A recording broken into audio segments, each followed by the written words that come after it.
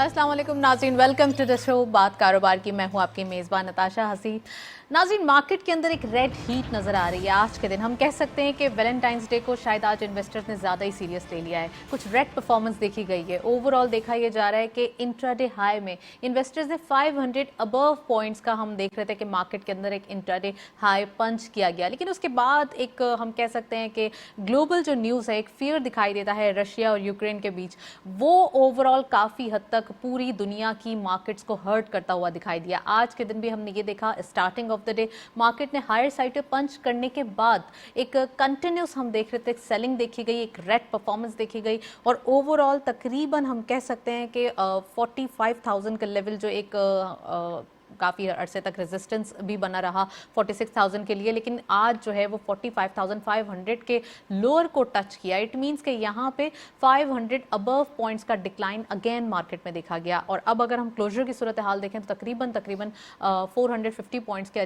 करीब में जो है वो आज के पॉइंट्स नेगेटिव चेंज देखे गए हैं। इट मींस कि यहाँ पे इन्वेस्टर्स कॉशियस और काफ़ी हद तक पोजिशंस ऑफलोड करते हुए दिखाई दे रहे हैं। फर्स्ट सेगमेंट की तरफ चलते हैं।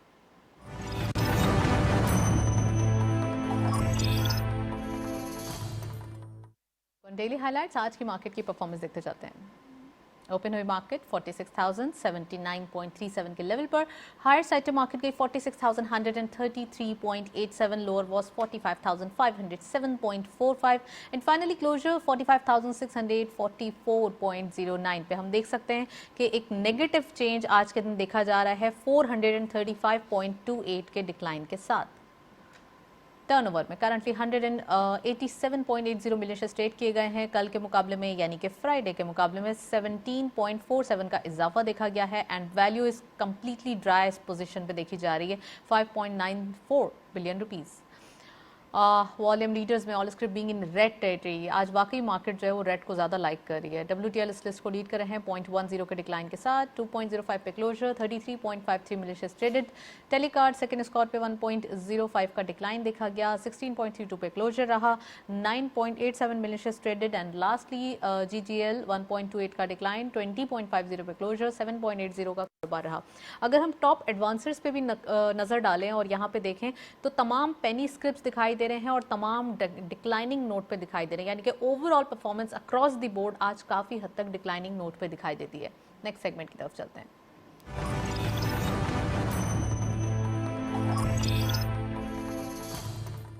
टॉपिक ऑफ द डे में आज हम बात करने वाले हैं जियो पॉलिटिकल सिचुएशन के बारे में। ओवरऑल रशिया एंड यूक्रेन का जो एक हम कह सकते हैं कि एक टर्मोइल दिखाई दे रहा है, ओवरऑल इसके ऊपर कमोडिटी प्राइस काफ़ी हद तक हायर साइड पे जाती हुई दिखाई दे रही हैं और ये पूरी दुनिया के लिए एक मुसीबत या एक मुश्किल का वक्त आ सकता है। तो ये जो एक चीज़ है या ये जो एक फियर है, इसकी समझ सकते हैं हम कि अगर सिर्फ इसके ऑप्शंस ये अवेलेबल हैं और ये कंट्रोल हो सकते हैं, लेकिन सिर्फ इसके न्यूज़ आते ही इतना ज़्यादा एक पेन देखा गया है, इतनी हर्टिंग सिचुएशन देखी गई है। इट मींस कि अगर तमाम चीज़ें अगर हो जाएं तो ऑयल प्राइसेस 250-225 डॉलर पर बैरल हो सकती है। तो ये तमाम चीज़ें काफ़ी हद तक नेगेटिव चार्ज जो है वो हो सकते हैं, लोकल मार्केट में रुपीज़ की तरफ आ सकती है। और इसके साथ साथ अगर हम बात करें जियो पोलिटिकल सिचुएशन की, तो आज हम ओवरऑल प्रोग्राम में ये डिस्कस करेंगे। ग्लोबल मार्केट्स जो कि आज की ही न्यूज़ के बाद पूरी दुनिया की मार्केट्स नेगेटिव जोन में ट्रेड करती हुई दिखाई दी। अगर हम ओवरऑल स्टॉक एक्सचेंजेस पे नज़र डालें तो यहाँ भी नेगेटिव परफॉर्मेंस थी और इकोनॉमिक नंबर्स जो कि आने वाले दिनों में अच्छे दिखाई दे रहे थे वो भी थोड़ा सा पॉज होते हुए दिखाई दिए। और इसके साथ साथ इकोनॉमिक सिनेरियो इन पाकिस्तान भी डिस्कस करेंगे। ओवरऑल अगर पेट्रोलियम प्राइसेस बढ़ती हैं और पाकिस्तान में इसका एक नेगेटिव इम्पैक्ट आता है तो इन्फ्लेशन के नंबर्स कहाँ जाएंगे। तो we have exclusive guest in the studio, उनको खुशामदीद कहेंगे और ओवरऑल भी हमारे साथ गेस्ट मौजूद होंगे। तो पहले हमारे साथ जो स्टूडियो में मौजूद है उनको खुशामदीद कहते हैं। शम्सुल इस्लाम साहब हमारे साथ मौजूद हैं, प्रोग्राम में ज्वाइन किया है आपने, इकोनॉमिस्ट भी हैं, आप एनालिस्ट भी हैं। अस्सलाम वालेकुम sir, welcome to the show. और हमारे साथ कुछ देर बाद मौजूद होंगे आमिर खान साहब, आप सीनियर वाइस चेयरमैन हैं इंटरनेशनल मार्केट्स के, तो उनसे भी हम बात करेंगे। तो शम्सुल इस्लाम साहब, आपसे प्रोग्राम का बाकायदा आगाज़ करते हैं। ओवरऑल देखा यह जा रहा है कि आज एक न्यूज़ आई जो कि कल से एक फियर मौजूद था, लेकिन आज ज़्यादा मार्केट ने उसको रिस्पॉन्स किया क्योंकि मंडे का दिन है, आज आगाज़ हुआ है इंटरनेशनल मार्केट्स का भी, लोकल मार्केट्स का भी। कैसे देख रहे हैं अगर ये रशिया और यूक्रेन का थोड़ी सी भी वार अगर तूल पकड़ती है या फिर थोड़ा सा भी इसमें एक आंसर होता है कि यहाँ पे होने वाली है वार, क्या सिचुएशन बन जाएगी जियोपॉलिटिकल? देखिए, कुछ अरसे से ऐसा लग रहा था कि जो इसकी कन्फ्लिक्ट है वो उसका एस्केलेट करता जा रहा है यूक्रेन और रशिया का, और जिसकी वजह से ग्लोबल मार्केट में कमोडिटीज़ में स्पेशली क्रूड की प्राइसेस के ऊपर काफ़ी जो है देखने आए हुए तेज़ी आई हुई है। लेकिन उसके साथ ही अगर आप देखें कि कुछ न्यूज़ ऐसी भी आती हैं जैसे ऑयल की प्राइसेस गिर भी जाती है, तो एक सीसा का ट्रेंड बना हुआ है क्रूड प्राइसेस में इंटरनेशनली। मैं पॉजिटिवली इसको देखता हूँ यूँ कि जंग अगर शुरू होती है यूक्रेन और रशिया के साथ, पहले तो मुमकिन ही नहीं है, वो हो ही नहीं सकता, क्योंकि ये दुनिया में किसी के लिए भी फ़ायदेमंद है, ना रशिया के लिए फ़ायदेमंद है, ना यूक्रेन के लिए, ना वेस्ट के लिए, ना यूएस के लिए, ना एशिया में किसी मुल्क के लिए। अच्छा। क्योंकि अगर ऐसा वार लाइक सिचुएशन क्रिएट हो जाती है और वो इन्वेड करता है, तो सबसे पहले तो ऑयल की प्राइसेस बढ़ेंगी। इकोनॉमी अभी कोरोना की से बाहर आई है और रिबाउंड कर रही थी, और बेहतरी हर मुल्क जो अपनी कोशिश कर रहा है कि उसको रिटर्न उसको रिबाउंड करे इकोनॉमी को। लेकिन अब ऐसी अगर सिचुएशन बनी तो ये वर्स्ट होगा, डिजास्टर्स होगा दुनिया के लिए।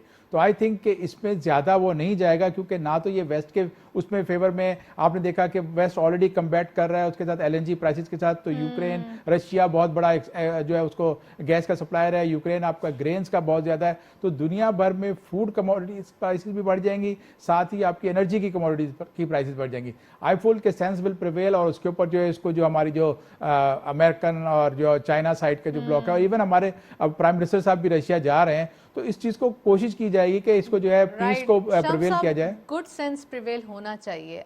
वार्स कोई मसले का हल नहीं होता, हमेशा से पीस का एक हम कहते हैं ना मैसेज हमेशा पहुंचाना चाहिए, और पूरी दुनिया में अमन का पैगाम होना चाहिए। आप समझते हैं कि ये जो एक टर्मोइल बन रहा है जियोपॉलिटिकली, यानी कि जो एक फर्स्ट क्वेश्चन में आपने इंट्रोडक्शन में आंसर दिया है कि ओवरऑल दुनिया का एक परसेप्शन ही चेंज हो जाएगा, इन्फ्लेशनरी नंबर्स काफ़ी सर उठाने लगेंगे, इसके अलावा क्या क्या चीज़ें हो सकती हैं आप समझते हैं? देखिए, सबसे बड़ा तो जो है इन्फ्लेशन ही है कि मदर ऑफ ऑल एविल्स जो है वो इन्फ्लेशन है दुनिया में। इसमें देखें यूएसए में देखेंगे आपकी 7.58% के करीब इन्फ्लेशन पहुंच चुका है, वो कोई 30-40 साल के हाई लेवल पे चला गया है। यूके में देखें वहाँ हाई है, और दूसरी कंट्रीज जो डेवलप्ड कंट्रीज हैं सब जगह इन्फ्लेशन बहुत हाई हो रहा था। तो इसको तो किसी सूरत में समझता हूँ कि जो लीडर्स हैं वो कलेक्टिव विजडम को यूज करेंगे और इस कन्फ्लिक्ट को जो है टेबल पे बैठ के जो भी उनका है उसको सॉल्व करेंगे, ताकि ना उनके लोग, क्योंकि गुर्बत जो है ये बड़ी जो ये अनरेस्ट ऐसा होता है, और गुर्बत जब बढ़ती है तो फिर ये पॉलिटिकली भी सूट नहीं करता गवर्नमेंट्स को। बहुत सारे ममालिक में हमने देखा कि जहां जहां गुर्बत बढ़ी तो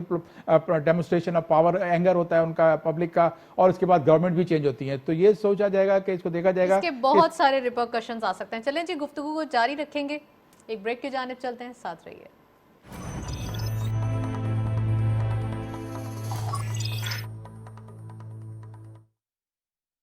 क्या आपको पता है पिछले 20 सालों में स्टॉक मार्केट इन्वेस्टमेंट का रिटर्न 18% सालाना रहा है, यानी कि बाकी ऑप्शंस जैसे कि बैंक, गोल्ड, रियल एस्टेट और डॉलर से काफ़ी बेहतर। अब आप KSB की K-Trade ऐप से घर बैठे डायरेक्ट इन्वेस्टमेंट कर सकते हैं। अकाउंट ओपन करने के लिए www.ksb.com पर जाएं और ओपन अकाउंट पर क्लिक करें। ऑनलाइन फॉर्म में डिटेल्स जैसे कि नाम, एड्रेस, ईमेल और KYC डॉक्यूमेंट्स जैसे कि NIC की कॉपी, प्रूफ ऑफ फंड्स और बैंक स्टेटमेंट अपलोड करें। अब बस K-Trade अकाउंट में पैसे ट्रांसफ़र करें और स्टॉक मार्केट में पाकिस्तान की बेस्ट कंपनीज में बआसानी इन्वेस्ट करें। K-Trade, अब इन्वेस्टमेंट करे हर कोई।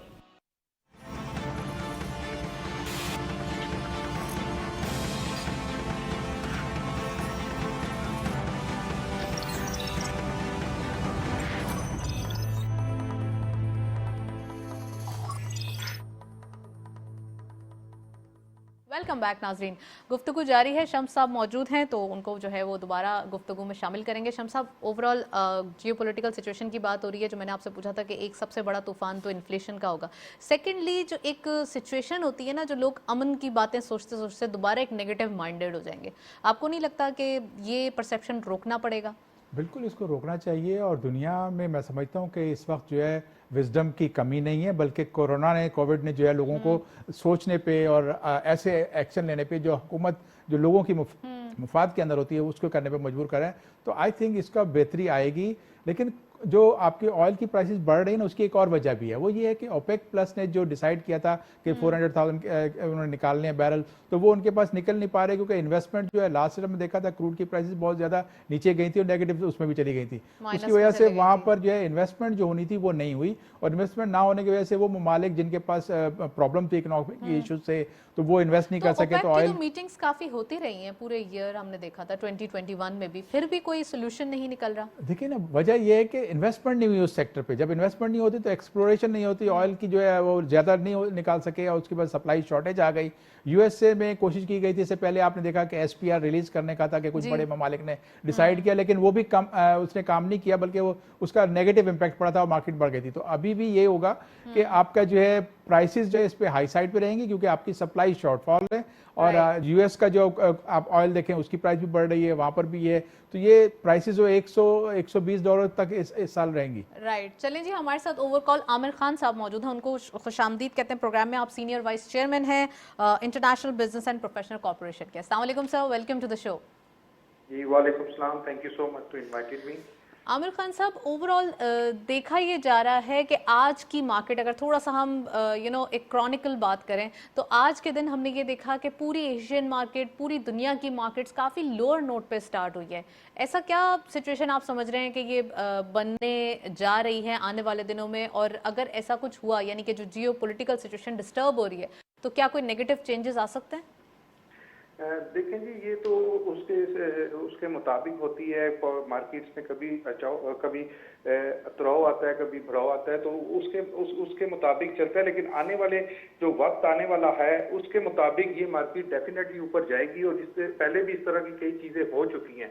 लेकिन आपने जब देखना है बाकी दुनिया के साथ अगर चलना है, तो उसके मुताबिक जब बाकी चीजें आगे चलती है तो हम लोग भी उसके साथ बढ़ते हैं। लेकिन डेफिनेटली जैसे आपने आज जिक्र किया है, भाई बैठे हैं, मैं अभी ऑनलाइन हुआ हूँ, इनकी मैंने बात थोड़ी सुनी है, लेकिन वो जो बात कर रहे हैं मैं उनके साथ एग्री हूँ, बिल्कुल वो सही बात कर रहे हैं। और दूसरी ये बात है, जब भी अब ये चीजें आती हैं तो इसके साथ असरात दूसरी तरफ भी पड़ते हैं।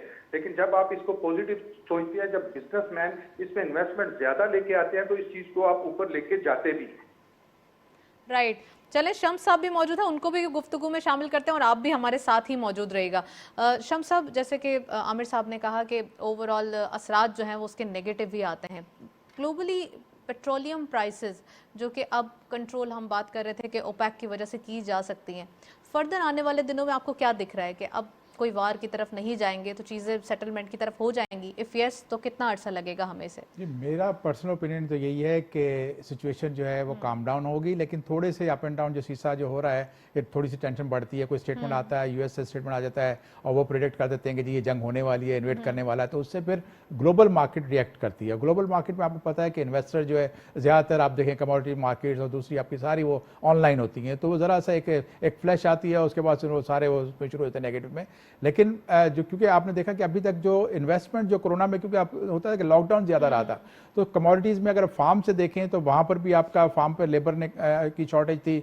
दुनिया में वेस्ट में अभी तक लेबर की शॉर्टेज है कि वहाँ पे सप्लाई नहीं बेहतर हो सकी।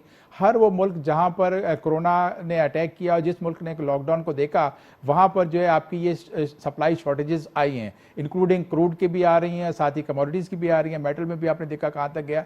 लेकिन साथ ही ये हुआ कि पाकिस्तान ने जो स्ट्रेटजी वज़ीर आज़म साहब ने, मैं कहता हूँ इसका एक दुनिया में एक रिकॉर्ड बनाया कि, और बल्कि इसको अप्रिशिएट किया इंटरनेशनल फोरम में कि भी आपने बड़े तरीके से इसको हैंडल किया।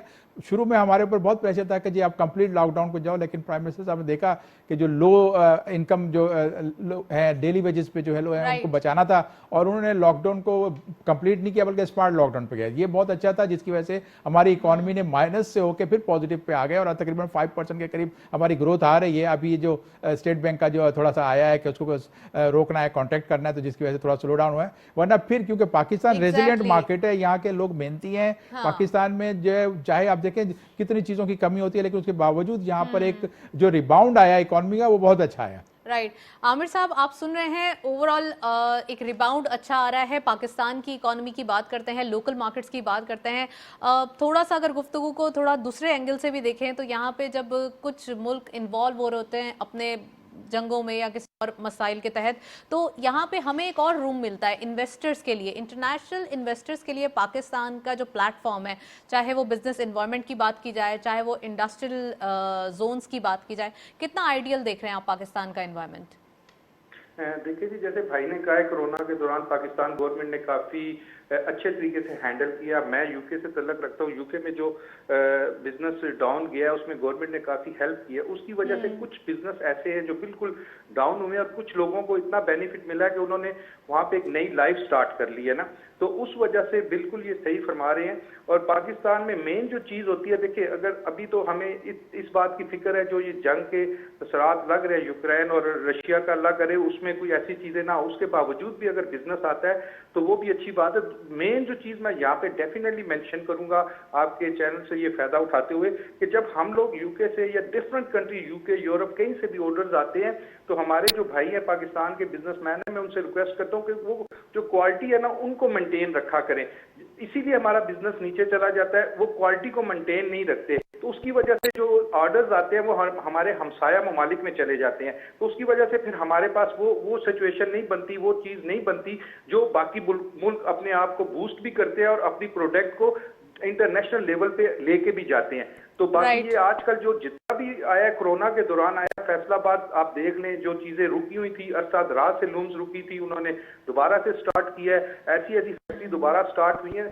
बेसिकली इंटरनेशनल लेवल पे इस गवर्नमेंट पे लोगों ने ट्रस्ट किया है और ऑर्डर्स आए हैं, लोगों ने यहाँ से सप्लाई दी है, और इसी चीज का नाम है ट्रस्ट, और इस तरह का होना चाहिए। अगर पाकिस्तान में, इससे पहले भी आपको पता है पाकिस्तान से बहुत चीजें जाती थी, लेकिन वो सिर्फ इस वजह से वहाँ पे कैंसिल हुई हैं या उसको क्वालिटी को क्वालिटी कॉम्प्रोमाइज आप समझ रहे हैं कि पाकिस्तान के जो एक्सपोर्ट आइटम्स है उनके अंदर क्वालिटी कॉम्प्रोमाइज होता है।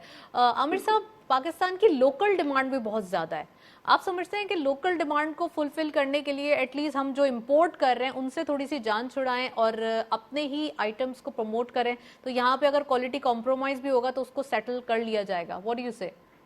ये देखिए जी, हमारा जो हम शुरू से जो हम पाकिस्तानी, इवन माई सेल्फ, ठीक है, हम लोगों में ये चीज़ है कि चाहे वो गुजरांवाले में चीज़ बनती हो, चाहे डिफरेंट सिटी में made in China, made in Korea, made in, उन्होंने वो लेना है। वो हमारा जो हमारे दिमाग में एक चीज़ बनी है, चाहे वो पाकिस्तान की बनी हुई हो, ठीक है, हमें अपने लोगों पे ट्रस्ट करना चाहिए, हमें अपनी चीज़ पे ट्रस्ट करना चाहिए। जैसे देखें, हम बहुत सारी कौन सी चीज़, कौन सा टैलेंट या क्या चीज़ हम पाकिस्तान वाले प्रोवाइड नहीं कर सकते, हर चीज़ हम प्रोवाइड कर सकते हैं।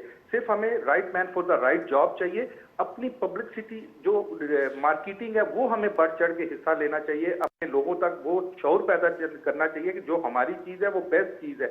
वो अपनी चीज़ से प्यार करेंगे जब, जो हमारे मार्केटिंग में है, जो हमारे इंडस्ट्रीज है, उनको भी चाहिए जो चीज़ वो बाहर भेजते हैं वो उसकी मुताबिक जहाँ भी वो अपने लोगों को प्रोवाइड करे, तो कभी भी हमारे लोग इंशाल्लाह बाहर की चीज़ लेंगे नहीं, अपने मुल्क पे ट्रस्ट भी करेंगे और अपनी चीज़ से प्यार भी करेंगे। राइट। शम्स साहब, इन्होंने 2 पॉइंट बड़े अच्छे रेस किए हैं। एक तो right man for the right job, और सेकंड पॉइंट इज़ ये कि वो क्वालिटी कॉम्प्रोमाइज़ ना हो। पाकिस्तान के अंदर क्वालिटी कॉम्प्रोमाइज़ करने का मकसद ये है कि फिर वो लोग जो है एक बार ख़रीदते हैं तो फिर उसके बाद नहीं, वो निगलेक्ट कर देते हैं और फिर इंपोर्टेड आइटम्स पे जाते हैं। तो इसको प्लीज जरा स्पेसिफाई अभी तो अगर आप देखें जो हमारा बूम आया है, टेक्सटाइल एक्सपोर्ट्स हमारे बढ़ी हैं। यूरोप का हर वो बड़ा स्टोर जहाँ पर प्रोडक्ट्स रखी हैं गारमेंट्स की, अगर आप देखें या टॉवल्स देखें, कुछ भी टेक्सटाइल की, तो आपको मेड इन पाकिस्तान नजर आएगा और लीडिंग ब्रांड में। इसी तरह से आप अमेरिका में देखें, ऑस्ट्रेलिया देखें, किसी भी दुनिया की बड़ी मार्केट में देखें तो वहाँ पाकिस्तानी प्रोडक्ट्स नजर आ रही हैं। यहाँ तक कि पाकिस्तानी प्रोडक्ट्स जो हैं, जो क्योंकि फॉरेन लेबल लगे होते हैं उनके ऊपर, वो वहाँ इंडिया में भी पहुँच गए और वहाँ के लोगों को बड़ी परेशान हो गई कि जी हमारे यहाँ पर प्रोडक्ट्स कैसे आ गई हैं। तो पाकिस्तान में अब डेवलपमेंट हुई है, अपना इसके ऊपर इन्वेस्टमेंट की गई है। स्टेट बैंक ने टर्फ के स्कीम इंट्रोड्यूस की। उसके बाद जो कोविड ने हमें एक मौका दिया है कि बांग्लादेश और जो इंडिया की मार्केट्स बंद थी और चाइना में कंप्लीट एसओपी की वजह से लॉकडाउन था, तो ऑर्डर यहाँ आए और इस वक्त पाकिस्तानी क्योंकि जो इन्वेस्टमेंट कर चुके थे उसकी क्वालिटी बेहतर आई है और अभी तक हमारे पास बहुत अच्छे ऑर्डर्स हैं। हमारी ना सिर्फ टेक्सटाइल बल्कि खाने की चीज़ें देखें, स्पाइसेस की एक्सपोर्ट्स हमारी बढ़ी है। हालांकि पाकिस्तान में मेनली इतने स्पाइसेस प्रोड्यूस नहीं होते, हम इंपोर्ट करके और उसको रेसिपी प्रोडक्ट बना के कंज्यूमर पैकिंग में एक्सपोर्ट करते हैं, तो दुनिया की आप कनाडा और अच्छा, उससे अमेरिका हमें कहीं रॉ भी देख लें। मटेरियल भी खुद प्रोड्यूस करना होगा। सर मैं एक लास्ट क्वेश्चन आमिर खान साहब से कर लूं। आमिर साहब, आप यूके में बेस्ड हैं, तो ओवरसीज पाकिस्तानी होने का फायदा उठाते हुए आप प्लीज ये बताइए कि जो वहाँ के सुपर स्टोर्स वगैरह हैं, जैसे कि शम्स साहब ने इंडिकेट किया कि ज्यादातर अब पाकिस्तानी कुछ प्रोडक्ट्स दिखाई देती है, चाहे वो टेक्सटाइल की हो या डिफरेंट उसकी, तो क्या ये इस बात से अग्री करते हैं आप, पाकिस्तान सही मार्केट कर रहा है अपने आप को? जी, मैंने जैसे पहले जिक्र किया कि जैसे 70 सालों में इतनी एक्सपोर्ट न्यूज जितनी अब हो रही है, कहने का यही मकसद है कि बहुत से डिपार्टमेंटल स्टोर में हम जाते थे, बहुत पहले की बात है, जब हम देखते थे मेड इन पाकिस्तान। सिर्फ और सिर्फ मेरा बात करने का मकसद ये था कि उस पे क्वालिटी पे कॉम्प्रोमाइज कर लेते थे, तो उसकी वजह से ऑर्डर कैंसिल हो जाते। मैं एक छोटी सी मिसाल ये दूंगा, जैसे हमारा फुटबॉल है, फुटबॉल दुनिया में माना जाता है और अल्हम्दुलिल्लाह जो भी फैमिली वो उसके पीछे है, बिहाइंड दैट फुटबॉल कंपनी, वो लोग आज तक कंप्रोमाइज नहीं करते, क्वालिटी को बिल्कुल वो उसके साथ चलते हैं, तो उनके ऑर्डर दिन ब दिन बढ़ते हैं। पूरी वर्ल्ड कप उनके फुटबॉल से होता है। तो कहने का ये मकसद है कि हमें फख्र होता है, हलाली परचम जब पाकिस्तान को ऊपर जाता है तो ओवरसीज पाकिस्तानी खुश होते हैं। और कहने का मकसद ये है कि जैसे स्टोर, डिपार्टमेंट स्टोर में ये हमारी प्रोडक्ट पड़ी हुई होती है, अल्लाह करे कि इसी प्रोडक्ट को सेम टाइम और सेम, एक तो टाइम और दूसरा इसकी क्वालिटी पे कॉम्प्रोमाइज ना करें, तो ये सारे डिपार्टमेंट स्टोर्स में इंशाल्लाह पाकिस्तान की प्रोडक्ट पड़ा हुआ करेंगे। चले, thank you so much Aamir Khan साहब, आप हमारे साथ मौजूद थे, काफ़ी डिटेल एनालिसिस, इंटरनेशनल व्यू भी और ओवरव्यू पाकिस्तान की मार्केट्स का भी लिया। शम्स साहब, इन्होंने भी इंडिकेट किया दोबारा कि क्वालिटी कॉम्प्रोमाइज़ होता है, तो क्वालिटी कॉम्प्रोमाइज़ से बात करेंगे। अभी हम एक ब्रेक की जानिब चलते हैं, हमारे साथ रहिए।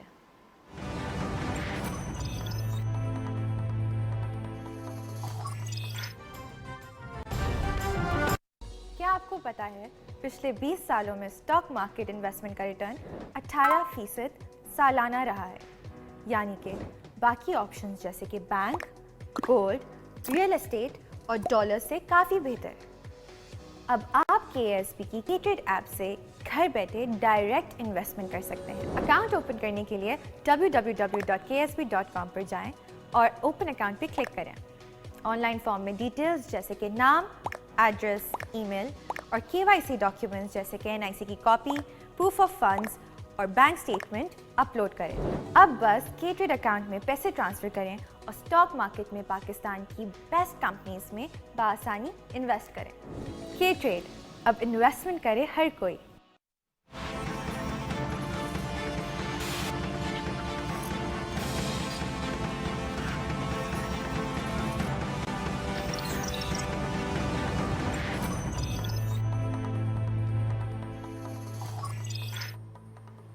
वेलकम बैक नाज़रीन। शम्सुल इस्लाम साहब हमारे साथ मौजूद हैं और बड़ी ज़बरदस्त डिस्कशन जा रही है। शम्स साहब, क्वालिटी कॉम्प्रोमाइज़ की बात हो रही है, क्या अभी भी होता है पाकिस्तान में क्वालिटी कॉम्प्रोमाइज़, इनको कुछ और खिलाओ, बाहर वालों को कुछ और भेजो, ऐसा कुछ है? नहीं, अभी टोटली चेंज हो चुका है। आपने देखा है कि हमारी जो फुटबॉल की अभी जैसे बात हो रही थी, तो एडिडास ब्रांड जो है चाइना तक पाकिस्तान से फुटबॉल जा रही हैं। आप में हमारी जो हॉकी है, इसके स्टिक्स हैं, वो सिंगापुर जैसे मुल्क में जा रही हैं, ऑस्ट्रेलिया में हमारा जा रहा है। तो स्पोर्ट्स गुड्स आपकी होगी, टेक्सटाइल होगी, खाने पीने की चीज़ें हैं, चावल की बात है, बासमती की है, ये सारी चीज़ें यहाँ से एक्सपोर्ट हो रही हैं। और स्पाइसेस की, जैसे मैं पहले बता रहा था कि फूड रेसिपी जो स्पाइसेस होती हैं, रेसिपी मसाला वाली, वो यहाँ से एक्सपोर्ट हो रही है। क्वालिटी कंप्रोमाइज़ अब करना वो बेवकूफ़ का ही काम होगा। कोई शायद कोई ऐसे गलत किसी सप्लायर से, ये छोटे मोटे जैसे बंदा को ले लेता है तो होता है, वरना कंपनीज जो है अब तो स्टॉक एक्सचेंज लिस्टेड कंपनी है, वो अपने आप को बिजनेस को बढ़ाना की कोशिश कर रही हैं। और ये तो एक सबसे बड़ी बेवकूफ़ी होगी किसी भी एक्सपोर्टर की, सप्लायर की, कि जो अपने पैरों पे खुद कुल्हाड़ी मारे और क्वालिटी गलत भेजने के बाद उस ब्रांड से निकल जाए। वो पाकिस्तान में अब चेंज आ चुका है और हमारी यही वजह है कि क्वालिटी बढ़ी थी। कि हमें साथ ही ये करना चाहिए कि एक इंसिग्निया डेवलप करें। हमारा एक्सपोर्ट डेवलपमेंट सरचार्ज जो है वो डिडक्ट होता है पाकिस्तान, तो उसके साथ एक पाकिस्तान का एक इंसिग्निया हो। जैसे आप देखें श्रीलंका ने वो सिलोन टी का एक लोगो बनाया हुआ, इस तरह से और बहुत से ममालिक हैं। तो पाकिस्तान का एक नेशनल इंसिग्निया बनाया जाए और उसको प्रमोट करें, और वो आपकी जो क्वालिटी प्रोडक्ट्स एक्सपोर्ट होती हैं पाकिस्तान पे, उसका वो इंसिग्निया लगे, तो फिर जो गारंटी के तौर पे वो लोग, कस्टमर को ये सेटिस्फेक्शन हुई कि ये प्रोडक्ट जो है इस मार्क पे लगी हुई और ये क्वालिटी बहुत अच्छी है, तो इससे हमारा जो बायर का कॉन्फिडेंस है वो बहुत बेहतर होगा। और साथ ही पाकिस्तान को थोड़ा सा जो है अपने एक्सपोर्टर्स का ये भी साथ करना देना चाहिए, जो पुराने जमाने में हमारे पुराने फॉर्मर लोग जो लगा गए कि एक्सपोर्ट्स पे विद होल्डिंग टैक्स लगा दिया। ये दुनिया में कहीं भी एक्सपोर्ट पे विद होल्डिंग टैक्स नहीं होता, वहां पर तो जो इनकम लॉस है उसकी बेस पे आप टैक्स लो। और अब क्योंकि ड्यूल आ गया, विद होल्डिंग टैक्स भी लग रहा है और साथ ही हमें जाके वो प्रॉफिट एंड लॉस पे भी देखना पड़ता है और फिर हमें वो दोबारा नोटिस आ जाते हैं। ये चीजें खत्म हो। हमें जो है, अगर आपको एक पीस ऑफ माइंड दें और हमारी तवज्जो पूरी एक्सपोर्ट के ऊपर हो, तो फिर देखिएगा आप पाकिस्तान कहाँ से कहाँ जाता है। थोड़ी सी अट्रैक्शन होगी जब भी तो बिजनेसमैन आगे कदम बढ़ाएंगे। बिल्कुल, देखिए ना, सहूलत मिलनी चाहिए। अगर आफ्टर ऑल वो बिजनेसमैन है। आज फैक्ट्री के अंदर जो है 52 एजेंसीज जो डिफरेंट उसकी ऑर्गेनाइजेशन होती हैं, जो आती हैं, विजिट करती हैं, और उनका मकसद सिर्फ हरासमेंट होता है, पैसे लेना और मंथली का काम करना। उसको खत्म किया जाए। प्राइम मिनिस्टर साहब को ये भी तब्दीली लेकर आनी है कि जो ऑर्थोडॉक्स, जो इतने बड़े अदारे बने हैं, जो व्हाइट एलिफेंट है ना सिर्फ हुकूमत के ऊपर के उनके अखराजात बढ़ते जा रहे हैं, बल्कि वो अदारों की, प्राइवेट सेक्टर की प्रोडक्टिविटी को हर्ट करते हैं, उनको तो अब बंद कर दें। अब आपने इतनी चीजें ले आए हैं, आप देखें सोशल सिक्योरिटी है, लेबर, उसके बाद आपने वर्कर्स वेलफेयर बहुत ज्यादा लगा दिया। इतने को डील करना मुश्किल है। आप जो दुनिया को देखो, वहां पर ऐसी चीजें नहीं है। हमें आपने आपको जो है वन विंडो होना चाहिए, और ज्यादा से ज्यादा जो है ये आपका टैक्स है, इसको दे दो, दैट्स इट। बिल्कुल बिल्कुल, इससे टैक्स से आपका कलेक्शन बहुत बढ़ जाएगा। राइट, आपको हर महीने, हर दूसरे दिन कोई ना कोई, किसी ना किसी के थ्रू जो है वो रिप्रेजेंटेटिव के थ्रू जो है वो देना आपको पड़ेगा। मिसाल देता हूं, अभी आप पाकिस्तान में अभी स्कीम लॉन्च की है कामयाब जवान की। अब कामयाब जवान ये जैसे ही अब यूनिवर्सिटी में जॉब फेयर होते हैं बहुत, तो वहां पे उनको अगर मिल जाएगा तो आईटी में बहुत बड़ा रेवोल्यूशन आ सकता है। फ्रेशली जो माइंड, जो बच्चे पढ़ के निकलते हैं और उनको आते ही एक फाइनेंस मिल जाए और वो अपनी कंपनी बना के, कंपनी आईटी में क्या, एक लैपटॉप है या कंप्यूटर डेस्क, उसके उसने काम करना है, उसको ना बिजली चाहिए, ना गैस चाहिए, ना पानी चाहिए, कुछ नहीं चाहिए उसको, ऑफिस नहीं चाहिए, वो अपने घर से कर सकता है। ये बहुत बड़ा चेंज आएगा, क्योंकि हमने देखा एक्सपोर्ट की, आईटी की आपने ग्रोथ देखी, को अराउंड 48% तक एक्सपोर्ट में उसमें ग्रोथ आई है, जो बहुत बड़ी है। इससे साथ ही आपको ये भी करना है कि जो हमारी विमेन एंटरप्रेन्योर्स हैं, हमारी खवातीन देखें, वो बहुत कम इसमें बिजनेस में आई हैं, उनको ज्यादा से ज्यादा लाया जाए, उनकी विमेन एम्पावरमेंट की जाए। उनको जो है, आप चाहे फार्म लेवल पर देखें तो वहां पर भी आपको खातून जो है घर भी संभाल रही है और खेतों को भी संभाल रही है। इसी तरह से आप कॉटन की उसको देखें तो सबसे ज्यादा पिक करने के लिए कॉटन पिकिंग कर रही है, वो मिर्चों के में कहीं भी किसी भी फील्ड में देखेंगे वो नजर आ रही है। तो हमें उसके देखते हुए अपनी जो हमारी शहरी जो खवातीन है उनको भी लाएं, और उनको आप फाइनेंस करो तो वो घर बैठे अपना कारोबार कर सकती हैं। बहुत सारी प्रोफेशनल डिग्रियां लेके। अच्छा, ये आजकल का एक चला हुआ एक ट्रेंड कि आप सोशल मीडिया के थ्रू अपनी प्रोडक्ट्स को मार्केट कर रहे हैं और बड़े अच्छे तरीके से घर में बैठ के चला रही हैं। बहुत सारी खवातीनें, मैं जो खुद से पर्सनली जानती हूँ कि वो आराम से अपने बिजनेसेस चला रही हैं। उनको मौका मिलता है ना, तो ये जो एक होती है ना सोसाइटी, जेंडर बाय सोसाइटी का, नहीं घर तो की खवातीन को घर में रहना, जितना पढ़ लिख लिया उसको घर में रहना है, वो खत्म होना चाहिए। और उनको मार्केट में, दुनिया में मैंने बहुत से ममालिक ऐसे हैं जहां पर 50% से ज्यादा खवातीन का उसमें शेयर है और बड़ी बड़ी कंपनी चला रही हैं वो। तो पाकिस्तानी कंपनीज में स्किल है, टैलेंट है, वो कर सकती हैं, लेकिन बाज़ औक़ात उनको फाइनेंस का इशू आ जाता है। तो वो अगर हम उनको जो है इंटरेस्ट फ्री लोन दें या मिनिमम कम से कम उस पर लेकर आए, तो फिर यह होगा कि वो उनकी प्रोडक्टिविटी बढ़ेगी। और वज़ीर आज़म साहब तो सपोर्ट कर रहे हैं इस चीज को, वो चाहते हैं कि वो ज्यादा आना चाहिए। और कोविड के अंदर भी हमने ये सपोर्ट जो है वो वाज़े तौर पे देखी है। चलें जी, अभी गुफ्तगू जारी है और मैं बार बार पॉज कर रही हूँ, एक ब्रेक की जाने चलते हैं, साथ रहिए।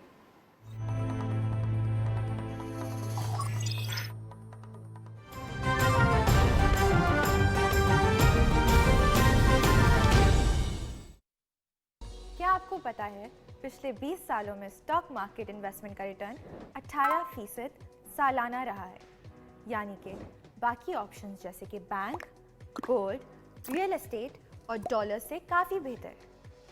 अब आप KSB की K-Trade ऐप से घर बैठे डायरेक्ट इन्वेस्टमेंट कर सकते हैं। अकाउंट ओपन करने के लिए www.ksb.com पर जाएं और ओपन अकाउंट पर क्लिक करें। ऑनलाइन फॉर्म में डिटेल्स जैसे कि नाम, एड्रेस, ईमेल और KYC डॉक्यूमेंट्स जैसे कि NIC की कॉपी, प्रूफ ऑफ फंड्स और बैंक स्टेटमेंट अपलोड करें। अब बस K-Trade अकाउंट में पैसे ट्रांसफ़र करें और स्टॉक मार्केट में पाकिस्तान की बेस्ट कंपनीज में बआसानी इन्वेस्ट करें। K-Trade, अब इन्वेस्टमेंट करे हर कोई।